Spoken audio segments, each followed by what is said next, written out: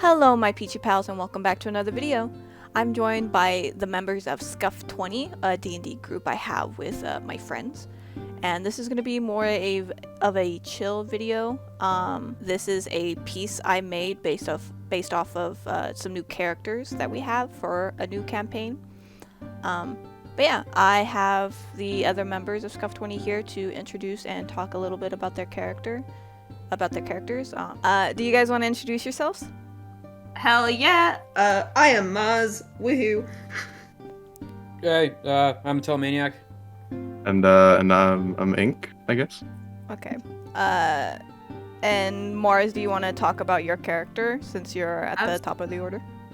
Absolutely, I would love to. So, I play a tabaxi called Stitch. His full name is Stitch of Fabric. They're all level 6, and Stitch multi-classes, so he's got 4 levels in Bard and 2 in Barbarian. He kind of just acts like he's a regular barbarian. Cat. He's a Barbarian. He acts like a normal cat. He doesn't talk, or at least what is it? Selective mute. Yeah. And so currently in game, he has not spoken a single time. Though apparently he has a incredible voice you just haven't revealed yet. Very I'm putting my bets on like deep southern. That's my bets. That's what I want to hear out of Stitch. I'll keep that in mind. This house cat, this feral little fuck. You got me. He's very feral. So whenever he when he rages, it's referred to as he goes feral. That's just a little bit of funky flavor.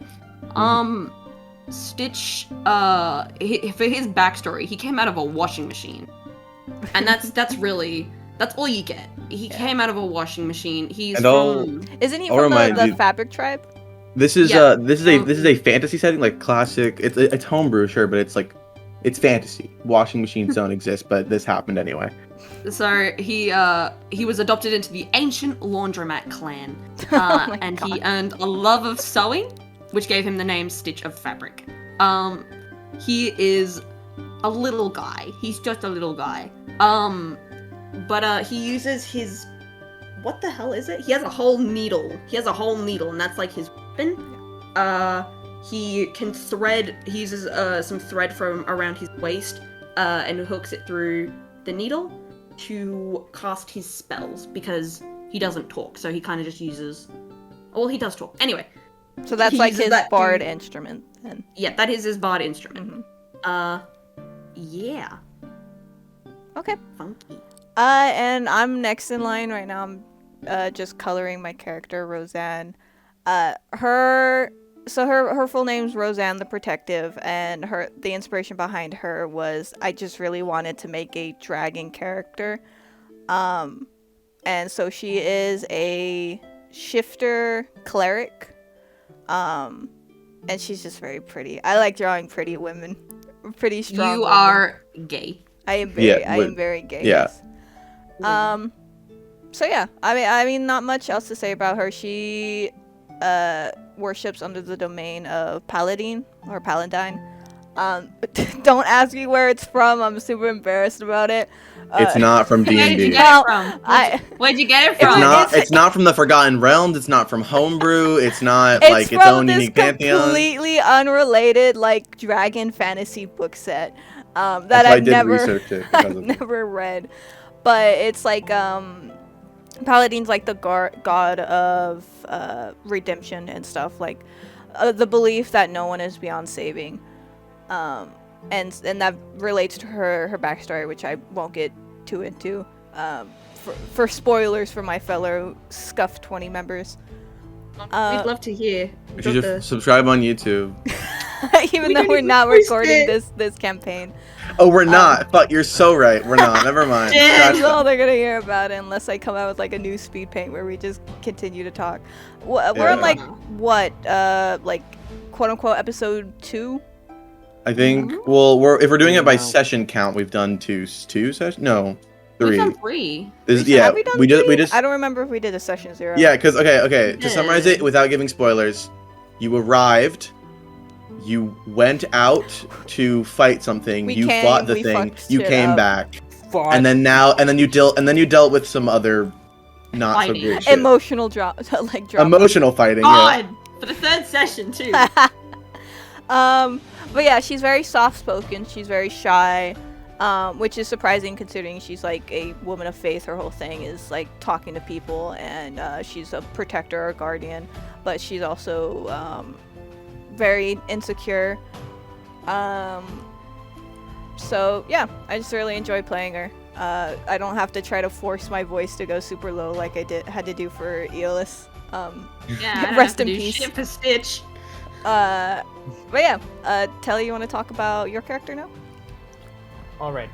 Picture this: No, a here we guy, go. Thorn in my side. That is a guy, but has wings.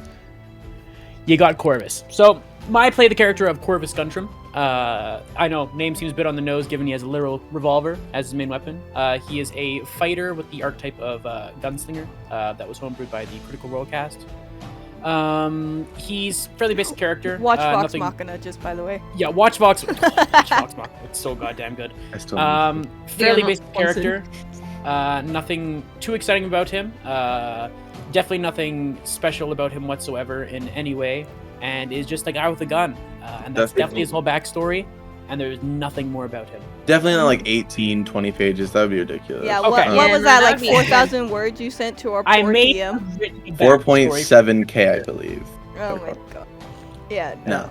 No. Okay, so that being said... Anyways, back to the character. Right, of course. Now that we're done dunking on you. Corvus, fairly big sort of black long coat, plague doctor mask, hat.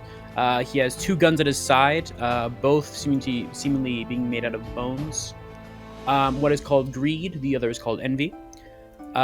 He has a insignia of a bird around his necklace, like on his necklace that he wears around his neck.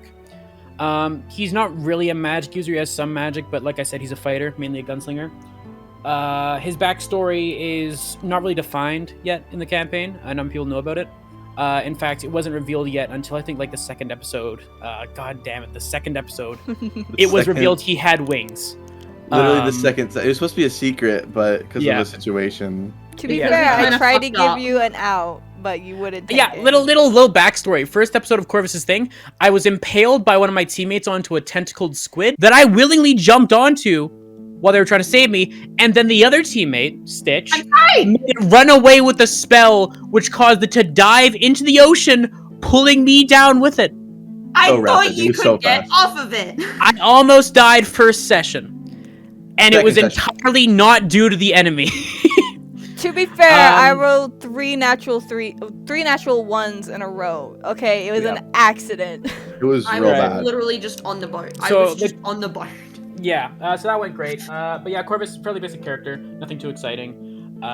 Just guy with a gun. Backstory not to be revealed yet. Fairly mysterious. He's fairly well mannered. He's a decent-hearted person where like he will like help those in need. He does require payment more often than not, but if there's a good deed that needs to be done, he will do it for them. He's a monster hunter, so he travels across the world slaying monsters and beasts that like he needs to, and can be requested and given a bounty for these beasts. He has a bit of a mysterious essence around him with what his abilities truly are.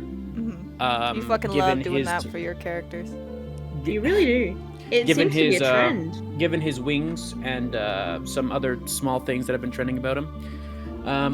But yeah, that's about it for Corvus that we know of so far. Awesome. Yeah. And last but certainly not least, our lovely, long-suffering DM. Woo! Eternally suffering. I mean, no.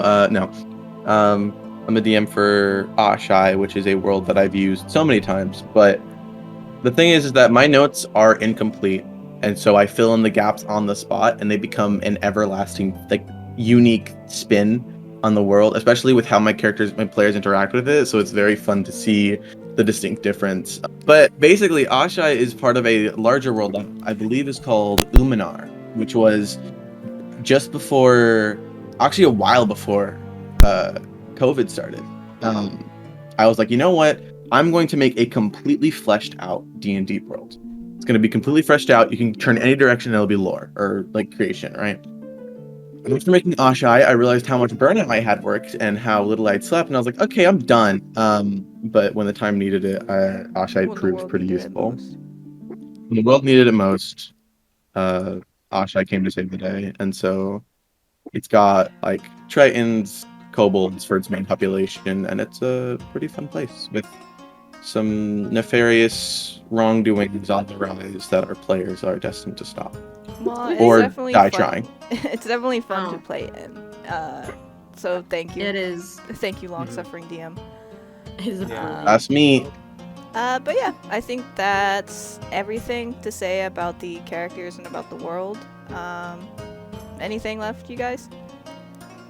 We're cool. Okay, We're so cool. We'll try to keep you updated. Yeah, updates. We gotta give updates. Yeah, I mean, maybe we'll post to our Twitter as well. Oh, gee, not the Twitter. Yeah. Well, thank you guys so much for coming out and talking about your characters and about the campaign. Okay, I wasn't held at gunpoint. Don't worry. Yeah. Anyway, everyone say bye. Bye. See ya. Bye.